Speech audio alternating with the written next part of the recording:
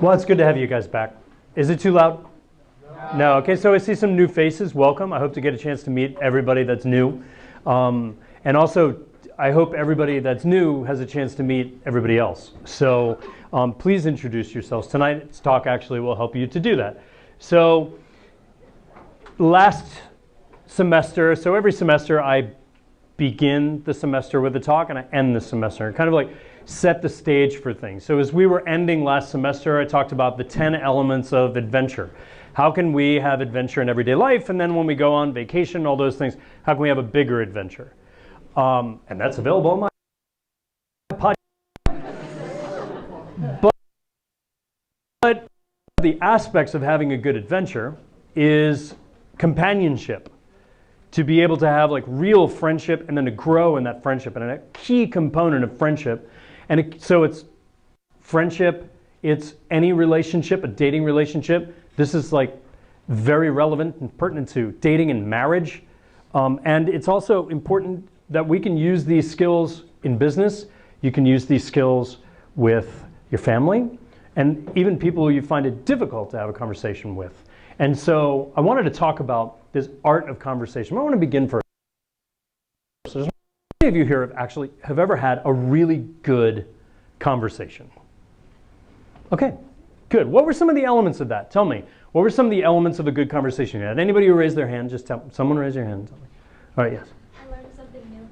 Okay, learn something new, so new information. Engagement. Engagement. Flesh that out for me. What do you mean by engagement? Being fully focused on what the other person is saying and understanding it. Okay, all right. And how did you find understanding? Like what were some of the tricks and tips that you would recommend? They were responding to words I was saying and asking more and more questions till they're able to understand what I was trying to get at and putting their own input to it, creating a back and forth.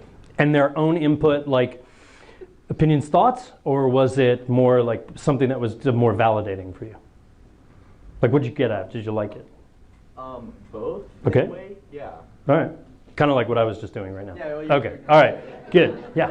Like vulnerability and transparency. Awesome. Tell me about vulnerability. Like how do you define vulnerability? Because everybody defines it differently. And I can assure you of this, the difference between a guy and a girl's explanation of vulnerability are very different. Okay, yes.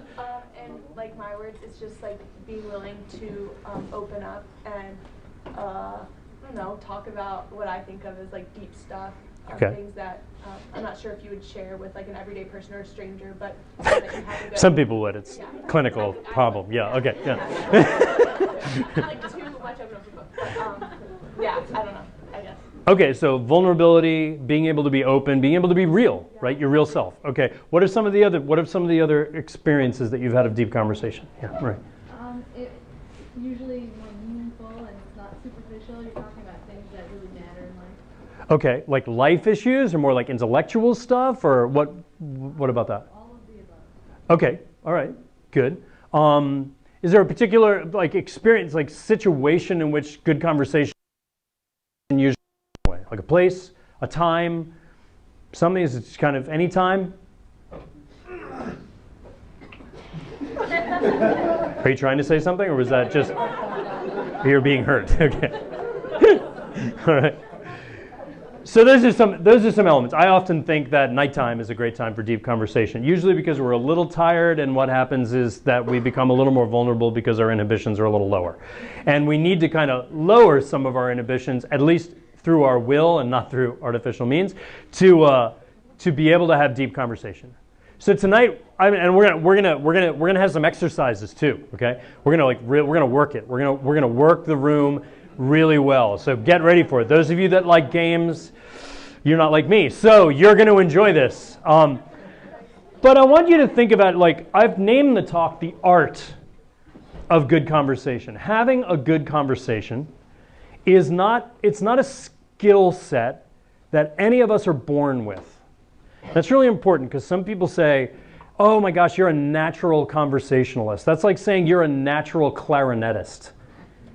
I mean, maybe your lips are formed in a decent way, but like outside of that, it takes a lot of practice for any art. It's not like you can hand a kid a clarinet and they're like, hey, hold on, let's go hit that Benny Goodman, some Mozart, I'll be right back. No, it's like they've got to, they have to practice. Well, in the same way, any art any ability like that requires a great amount of effort, a great amount of learning, a great amount of failure. And we have to be willing to fail in order to have some really fantastic conversations. And I would say that now is the time where you're going to be up now in college, where you be able to learn how to have those great conversations that are going to carry you into friendships and relationships that are going to be super fulfilling. There's a lot of people who don't have good, fulfilling friendships. The loneliness really settles in when they didn't learn how to have those conversations. And I would say that today it's probably more necessary to be able to learn how to have the skills, the art of conversation, probably more than any other time. Things have changed. You can't imagine. You've grown up in a world that's radically different than either the way I grew up or even people 8 years older than you. So for instance, I remember in 1993, I was a junior in college. I was just starting my junior year, and the university sent us things in our mailbox that said, there's now this thing you can get called email.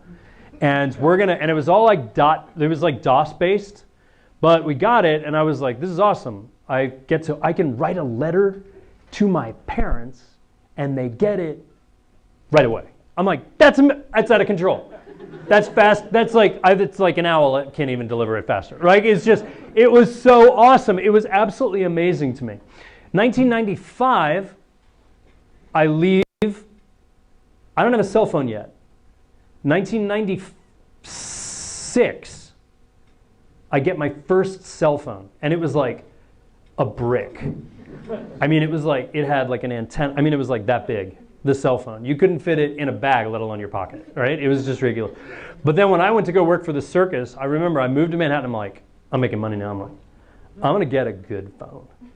And I got this little small like flip deal. And it's so cool because it's called a StarTAC by Motorola. I'll never forget it. Because you pull it out of your pocket and you just feel like Captain Kirk on Star Trek.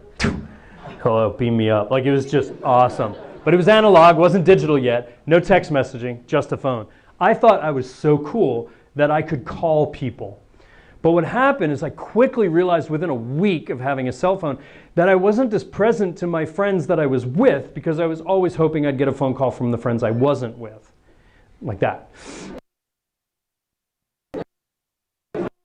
Time with people, because it's busy, it's Manhattan, it's New York, it's the time, I'm in entertainment, people are calling, it's really important. And I expected that this was going to free me. It was going to liberate me to be more mobile. I wouldn't have to be wedded to I didn't have to go home and check my voicemail. I didn't have to go back to my office and check my voice. I could just do it on the fly.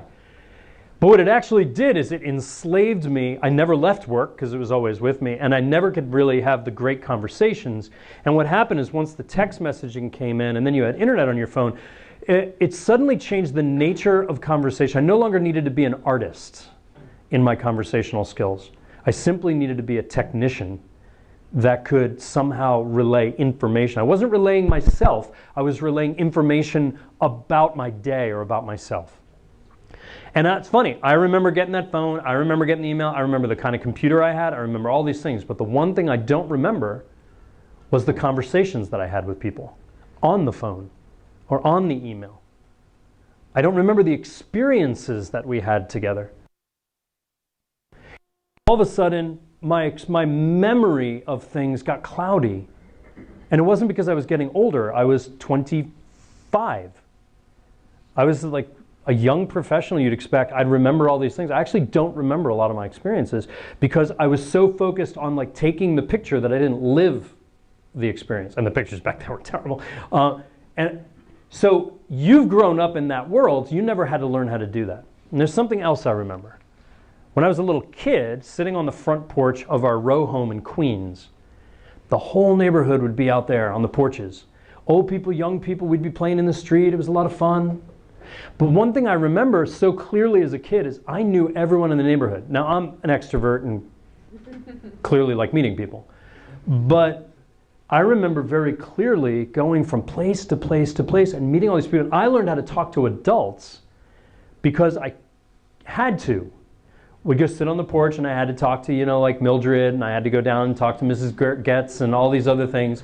And I learned how to have these conversations with them. But we would also go, and I remember another place, growing up in Dunloring here in Vienna when I got a little older, we had family dinners all the time. Now I'm the oldest of 7, so like, okay, James, stop talking. It's not your turn now, it's Peter's turn. And then Peter would throw something at me, and there would be the whole thing. But we learned how to have conversations with each other. But now, I'm sure all of you, and actually someone recently just brought this up with me. If you go, I was over at O'George, and I was watching a family of 4. It was mom, dad, and 2 kids. And the kids were like on their devices, and mom and dad were talking to each other, but then they'd stop and like check something. I noticed, wow, you don't have to like develop the art. So, I'm not saying we'll get rid of our technology and all that. Absolutely not. But how can we develop the art of conversation in an artless age? In an age where people don't need that, so that we can develop not only memories and experiences that we'll remember and share, but that we'll also be more aware of ourselves and aware of the others, so we can have amazing conversations to be able to do that. More importantly than ever before, this is important. And I would say that the skills of conversation are also important even in the digital age. For instance, the art of storytelling is incredibly important. Now we tell visual stories that anyone can make. You don't have to have a TV studio anymore. You can have a phone and that's it. But how do I tell a story? How do I engage that story? How do I conjure images? If you think about it, just telling a story is creating a world. We're lyrical magicians that are creating magical moments in which people can share them in a conversation. And so how can we do this? I want to talk about some simple things, okay? Like, let me ask you, we talked about a couple of things you've had in common. What do you want out of a conversation? Like when you have a conversation with someone, what do you want? Yeah.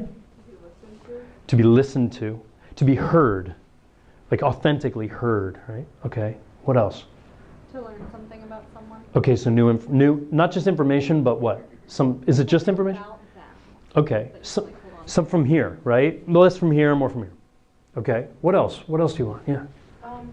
After I have a deep conversation with someone, I would just want us both to feel that our relationship has grown in some way because of that conversation. Okay, so there's some development of the relationship. You walk away saying, I know them better. Yeah, okay. By the way, this affects prayer too. Like if we don't learn how to have good conversations with each other, we certainly can't have one with God. So if it's I don't know how to pray, start here. Start with learning the conversation. Don't worry, I'm going to give you examples. Yeah. Yeah. What else? What else? Let me hear it from a guy. Kind of all the girls have girls are awesome conversationalists, kind of by nature. You do because yeah. Two-sidedness. Two-sidedness more. Getting as much interest as you're giving. You ask for something, you want to be asked for that. Quid pro quo, kind of like a gift receive. Okay, very good. Because so it's not just right. It's not just you're not doing therapy with them. Right. Okay. All right, which I'll go into. Yeah.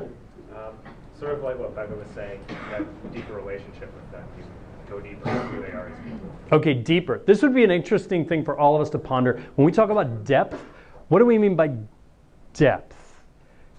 Think on that. It's all different for all of us. What do you mean by a deep conversation? Because I've had friends that have thought we had deep conversations. I was like, that was really shallow. But for them it was deep. So I'm like, okay, I really appreciate that. It's not just small talk. It's just getting to know more of the person that you start talking about a lot of things, a lot of different topics that both interest you and that you're both concerned about, and that you both want to know more about their perspective. Good, knowing more about perspective. So it's things outside of themselves too. It's a perspective of the world, right? How you relate with the everyday world you're in, not just what you're going through particularly, John. I'd say it's either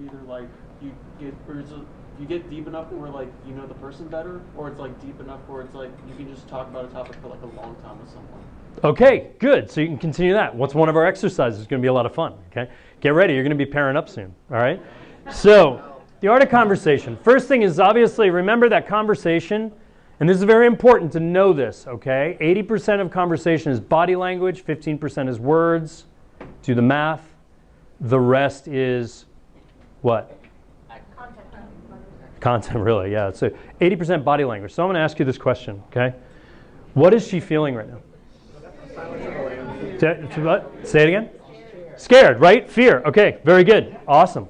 Bing, bing. Good job. Okay, ready? Next one. How about him? Happy. Okay, joy, happy. Okay, very good. So some people This is a really good test psychologically too, by the way. Okay, so it's like if you're, but you'll understand. Okay, how about this? What are they feeling? Yeah. Who said disgust? All right, Davide, good. Disgust, right? Disgust. Okay. How about these guys? What? Shame. Shame, embarrassment. Right, okay. You can always tell by the pursed upper lip, okay? All right, shame. How about her? Girls, the girls know it. What's up? Sexual attraction. And that's what it looks like. The guys are all like, she wants to go to the store?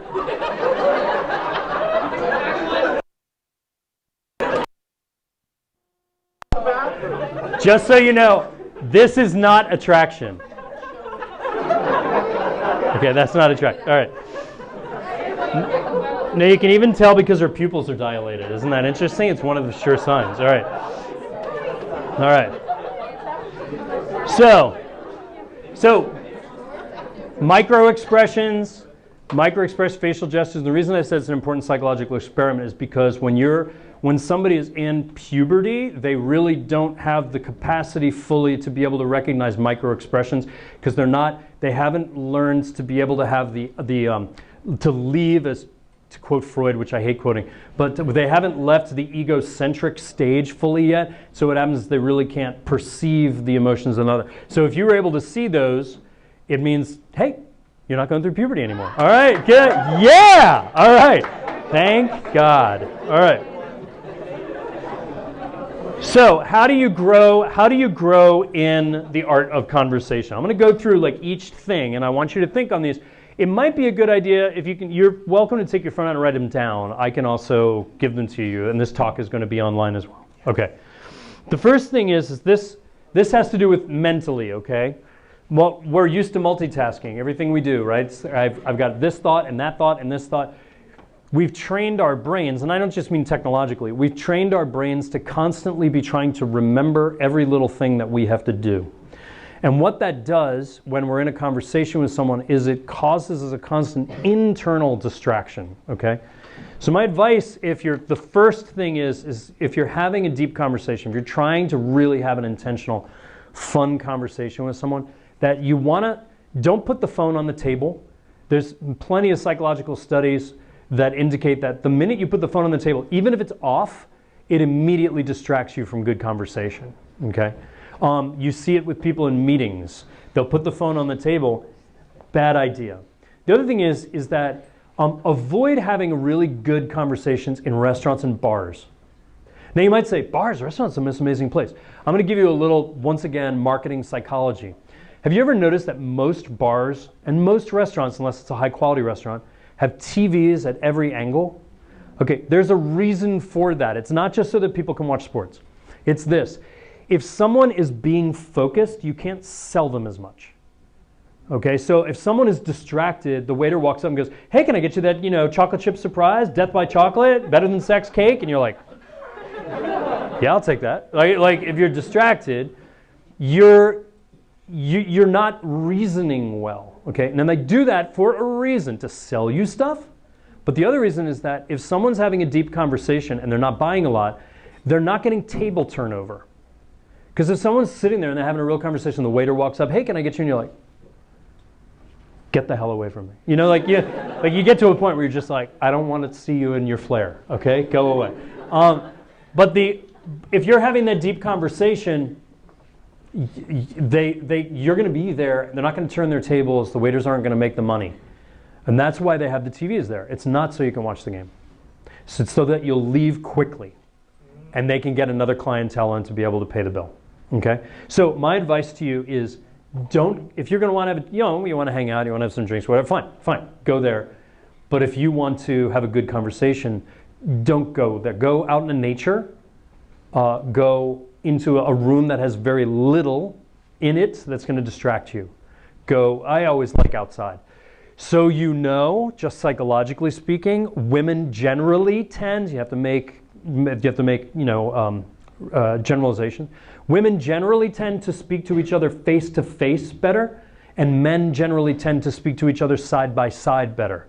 Okay, that's evolutionary biology, right? Men were on the hunt, and they're like, you're here, saber-tooth tiger's there. You're not going to be like, so, tell me about your day, right? All right? Okay, you don't turn your back to the tiger. Okay.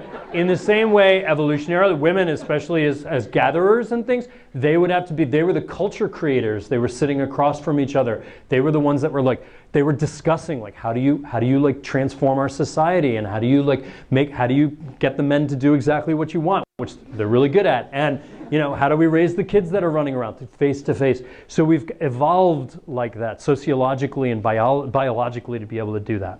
Okay. Focus on agreement first. We very generally tend in conversation to try to find the things we disagree with. It's a little more juicy, it's a little more interesting, right? We like to disagree. We're Americans. Americans kind of generally tend to like argumentation. If you go to Sweden, not so much, right? Other cultures are not as much like that. Brits, pretty much anyone that speaks English, likes arguing with each other. And I'm convinced one of the reasons for that is that English is a language that needs to be spoken a lot. I made a comment in my homily this weekend saying that, in Greek or in Hebrew, they have like words. One word tells you a whole statement. Same with German. In English, we have to speak paragraphs and be really, and what light on yonder window breaks? It is the dawn, and Juliet is the fair sun. Or you could just say, man, she's good looking, right? Or I don't know, like whatever the, in French, whatever the end. So it's easy for us, we speak a lot of words, it's easy to find the disagreement, and what happens when we do that is that it breaks down a conversation. We become oppositionally defiant. We're protecting ourselves from. So in a conversation, find what you agree on, and especially in argumentation, find what you agree on first. Like way first. Anytime a disagreement comes up, noted, we'll go back to that later. And then keep by having that agreements. What happens is you start to build the structure, you build the foundation of a friendship, where disagreements later, that's cool, whatever, yeah, we disagree on things, but you have that agreement first, and you build on one point at a time. Seek to understand, not be right. That's very difficult, especially in an argument, especially among close friends. We often want to be right about something. I hear this often with guys when they're talking about sports or politics, because it's naturally competitive environment. And so what'll happen is it's like, yeah, I think I can't even name a football player right now, but like, name me a football. So John ran, 100 yards last season. I think it was 120. No, it was 100. It's like, who cares? But there's that thing. Remember, we're here, we want to win friends, not arguments. And we have to have a great amount of humility to not try to win an argument. Let someone else win. This is really great in relationships as well, dating relationships and in marriage. If it's not essential, it doesn't matter. So first principles matter, like moral issues, different things like that. But like what you like, what color the wall is, what kind of couch, whatever it is, these are non-essential. And so we really don't need to have those kinds of arguments. We want to build bridges. Next, openness to new thoughts and perspectives. This is things that I've seen. We talk about diversity a lot in our universities, and sadly, because we live in a materialist culture, diversity defined by a materialist culture is material, meaning that it's always going to be like having to do with look, socioeconomic condition, race. These are secondary things. They don't matter. Okay, we're all humans.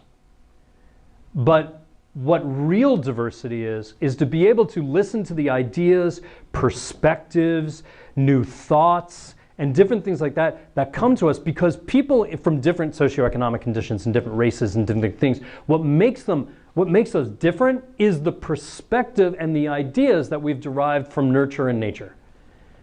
And by being able to really listen to those, be fascinated with people. Like every person should fascinate us. It's amazing. Like I remember teaching when I was teaching little kids, because you walk in when you first walk in and teach little kids, you're like, yeah, I have more degrees than a thermometer. I'm fine. I was going to be able to. I know all these things and stuff. And then some little kid is like raises their hand and says the most innocent, kind of unthought about, profound philosophical statement ever, and you're like, and you just walk away, but like, I'm having an identity crisis. I don't even know how. You know, it's kids, like anybody, older people, younger people, poor people, old people, it doesn't matter. If we are fascinated with the person, if every person is a mystery that we get to unfold, not have to unfold, I get to unfold this mystery today. I think that's one of the most important aspects of good conversation. If we don't see our friend as that mystery to unfold, they're not our friend. Then that's not friendship. If you're in a relationship, a dating relationship or a marriage, and that person doesn't remain a constant mystery, you're not in love. Love is mysterious. And so, you know, how can we enter into that? It's by practicing. There's somebody like I radically disagree with in most of his views of a special religion, Bill Nye, said, every person you've ever met knows something you don't. I love that. It's like, what do you have to teach me today? And it could be someone you've known forever. I used to watch my grandparents, my dad's parents. They died in their 80s. And I remember I'd go up and I'd spend time with them in upstate New York, in Cooperstown, New York, where they lived, and I'd spend my summers there. And I'd sit in the kitchen, I'd just watch them. My grandma's, la la. She always had a song. Where do you think I got that? Right? She always had a song for everything. And I realized that she made them all up. They weren't real songs. I always thought, I'm like, this woman's like a jukebox. She knows she's like Spotify, even before it existed. I'm like, how does she know all these songs? Every time I'd say a word, she's like, that word is so tasty. I don't know, she'd make something up. And you'd be like, how do you have a song for that? She made it up. And my grandfather would he'd sit at the table eating his graham crackers and his coffee. Every day, the graham crackers, every day. And he'd sit there and he's eating, he's just, Kay, he would say, Kathleen, Kay, I love you. And it's just like, we need that look more often. That's really, really, even with friends, like, you fascinate me. And actually, we mean it, not like, you fascinate me. Expressions. All right, this is one of the biggest ones. I was doing this before, okay? Who, what, when, where, how, and why. Whatever. Who, what, when, where, how, and why. I don't know why I put how before. Never mind. So this is one of the most important things in having a good conversation. It's not asking, did you have a good day today? Yeah. How do you feel? Good. Don't ask questions where it's one word. Ask why, like for instance, why did you come tonight? What were you hoping to learn? Why? What? How was that experience for you? Like, tell me about that. Hash that out for me. If we use those really easy, very short words and we just put them onto a simple sentence, what we do is we're drawing people out of easy and into a very challenging, rather provocative place to be able to have a good conversation. And I mean that really, like, we have to, and I'll talk about that with education, we have to like really provoke through invitation. A conversation, the art of a conversation is the art of invitation. Because we can't force somebody to have a good conversation. Well, we've tried. Usually if you, like, when you break up with someone, no, talk to me. Talk to me. What are you feeling? Come on. Isn't that so welcoming? Isn't that so, what are you feeling? I'm mad. Are you mad? It's like, whoa. So this is how we can dig into things that we can show experience, to be able to find what's interesting and flesh it out with people. Who, what, when, where, why, and how. And that's it. Like, really, you could walk out tonight and just know that simple thing. I'm going to get into a conversation tonight, and I'm going to use all 6 of those words. Wow. Just try that. Yeah. All right. Go with the flow. Go with the flow of the thoughts. This is very important. Okay. We all have something to say. And what happens is that someone says something, and what happens? Immediately my mind starts thinking of, oh yeah, I did that too. So this is my advice on this. Thoughts come and go, and let them go. Okay, when a thought comes to you, this clever, neat, awesome thing I want to be able to say, I want to be able to relate my experience to them, don't. Let it go. It's funny, I watch people's heads kind of nod at certain things. Don't you? We get this in conversation all the time. It's the person who's waiting. They're just like, it's like that person on the side of the pool where it's like, and you're like and the like butt goes up in the air and they get ready to. That's what it is in the conversation. They're just ready for life. And then it's like, and that's what I did yesterday. Oh yeah, well what I did, right? And they jump in. So great ideas come and go. Don't follow that thought in your mind, okay? When the mind starts, just note it, put it aside, and be present there, okay? Because what happens, that thought is going to become the white rabbit that you're going to follow, and you're going to end up down the rabbit hole, and you're going to be talking to some seriously tripped out people, right? In other words, your mind is going to become warped into yourself rather than into the conversation. That was the problem with Alice in Wonderland. That's the whole spine of the story. Alice is talking to her tutor, okay? If you've never seen Alice in Wonderland by Disney, you absolutely must watch it, okay? And when you watch it, she goes to her, Delilah, the cat, goes running off, and then she sees a white rabbit, and she's like, oh, the white rabbit. And she leaves the conversation, and what happens, she enters into Wonderland, and the interesting thing about Wonderland is that no one has a real conversation. They're all insane. They're all into themselves, right? Would you like a cup of tea? You know, I mean, like, everyone's crazy. Even when she meets the Cheshire Cat, and the Cheshire Cat's like, oh, I'm tripping out, man. Okay, that's what happens to us. So follow with what the other person is saying, not what that little voice, the little white rabbit in your head is saying, okay? Let go. Let go of that, not only what you want to say, but the facial expression that you get when you want to say it. Because this is what happens in the conversation. Oh yeah, oh yeah. Yeah, and then inevitably what happens? The person looks at you and goes, what? Like, what were you just thinking? And you're like, oh, I got to show you this YouTube video. It's really amazing. It's like totally relates with what you're saying. Okay, killed the conversation. All right. Admit you don't know. This is so hard for us, isn't it? Like to admit I don't have the answer to that. I have no idea what you're talking about. That's just, write it down if you want. Research it later. But the worst thing we can do in a conversation is to fact check the conversation. Check that out. Don't do that. Don't fact check them. Or look up something, okay? It's actually good. Remember I talked about conversation is about mystery? It's okay not to know answers. It's okay to just be clueless. Because what happens is that person might know the answer. And if you really allow them to have it, it's going to be incredible. All right, a few more real quick. Listen to their experience. This is an important one. We need to avoid equating our experience with theirs. Sometimes it's important to say, like, I know how you feel.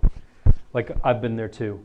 But what happens is, like, when someone has a particular struggle or a particular difficulty or suffering, then we have to really listen to it and learn how they're approaching it.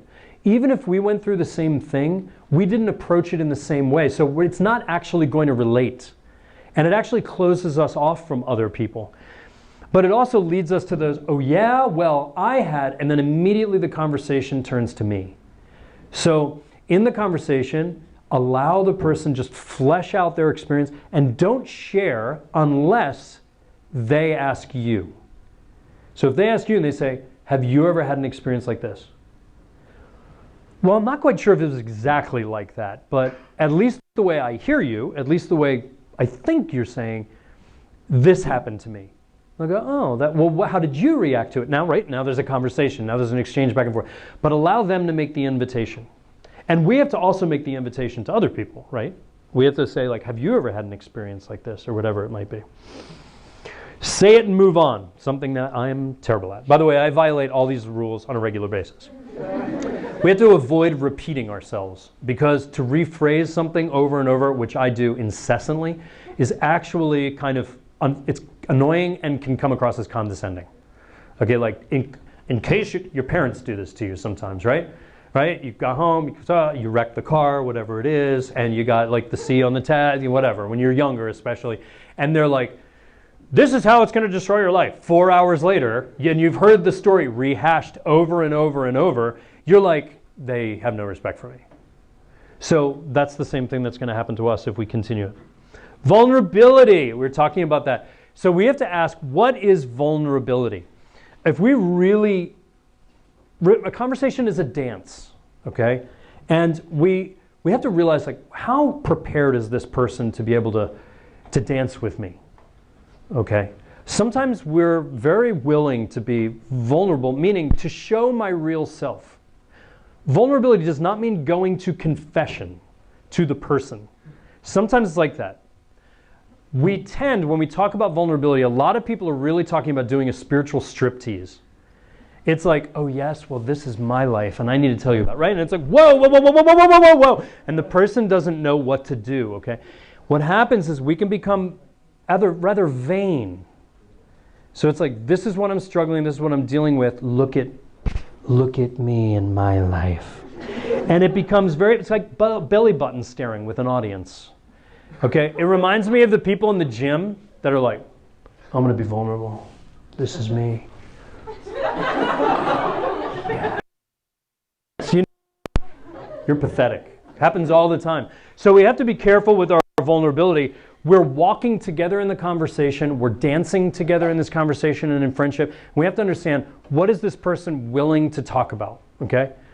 If your immediate thought is to go to something confessional type and really super personal and kind of embarrassing, at first, it's probably an indication that you just really need to be heard, and probably by not that person in the conversation. In other words, there's probably a wound or a difficulty that really needs to be dealt with before we invite somebody into it. Otherwise, it can become chaos for that person because they get sunk into our wound and they get very lost. They might not know how to deal with it, okay? So that's maybe something for a therapist or something for someone who's older or a mentor, counselor, priest, whatever it might be, okay? Reflective listening. We talk about active listening, but I would say that like reflective listening is a better way to say it. Because we all said that people want to be heard and understood. And so we want to reflectively listen. In other words, I'm thinking about what you're saying. I'm learning from you. I want to, what do you think and believe? Right? What do you think and believe? What are you feeling? Okay, well, I really want to know what you're feeling. Verbal and nonverbal. Like I want to know, like, what are you feeling? What behaviors have you done? Like, how have you behaved in this situation or that? What do you want? Probably more importantly, what do you need? Like, what are your real needs? What do you value?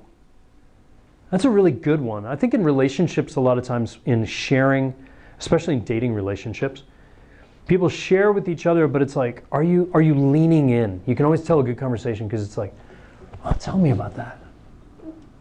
We're really encountering each other right now. This is an important one, and gentlemen, this is an important one. Okay. We don't have to fix it. We have to listen, because the listening is the fixing. So this is what we should do with all of our friends. Guy, girl, doesn't matter. We should, when the friendship gets deeper, agree that if I need your opinion, if I need your help in fixing it, I'm going to ask you to fix it. If I don't ask you, I don't need your advice. I don't need you to fix it for me. And what happens is that like takes away, that really helps things, okay? So, and then finally, be interesting. Now this is a very difficult one, okay? Now I'm going to tell you really quick, okay? It's like, feed your experiences, read philosophy and theology and history, because especially those of you that do STEM things, STEM subjects are the anatomy of a society, okay? But history and music and art and things like that are the soul of a society. And if all you have is a body with no soul, you have death. If all you have is a soul with no body, you have death. And what happens is that our university system actually has destroyed learning. I don't just mean Georgetown, I mean every university system. Because this is what happens. We've entered into a time of anti-intellectualism. Okay? Why? Because we super specialize in things. So people aren't broadly based and interested in a lot of different subjects. They get a very particularized education in like one cell or like one kind of system. And this is the reason that happens. Because most undergraduate learning is not taught by professors, it's taught by TAs who are just trying to make the ends meet. Okay? Secondly, they've created a silo of regimented learning because of their study plans. It's a subservience to institutional programs. Why? Because they need to be accredited. And so all of these universities teach things in a very restricted way so they can get their accreditation. The problem is that doesn't allow for like broad learning and interesting things. And then finally, we've kind of had failed cognitive experiences because of the political correct movement. What happens, education by its nature is provocative. It's supposed to provoke people. It's supposed to be offensive sometimes. It's supposed to be difficult. It's supposed to be hard to chew on because that's how we're nourished and we can tell what's true and not true. And so when human resources departments keep us from actually being able to have dialogue, what happens is that we don't become interesting. So I want to encourage you, read a lot. Read a lot. Read things you don't care about because you'll start caring about them. Read journals and magazines, read blogs, watch interesting movies and interesting videos because what happens is it makes you a great conversationalist. And then finally, just always be interested in other people. Many years ago, and we're going to do an exercise. Many years ago, I was on a train. I was on the ICE train, as a bullet train in Germany. And I was there, and this old man walked up to me. And he started talking to me, and I was like, well, who are you? Like, he was just an old German guy, and he wanted so very much to talk to me as, are you an American student? Yes. Oh. And the conversation turned from me, and it turns out that he had been conscripted into the Hitler Youth when he was a kid. He escaped from that at the end of the war, obviously that ended, and he sold black market cigarettes and liquor to American GIs to get, like, make ends meet so that he could, like, eat. And we had this amazing conversation. He was like, now the guy was like filthy rich. He had like made himself. And I was listening to him, and at the end he grabbed me as I was walking out and he said, as a German to an American, I need to thank you. Thank you for saving my country. Thank you for your Mr. Marshall and his plan. And I'm like, hell yeah. That was awesome. But like this guy was just a dude on the train, and I ended up like telling stories about him 22 years later or something like that. All right. Everybody pick a partner. Here's your thing. Everyone pick a partner. Nick, you can turn it up. All right.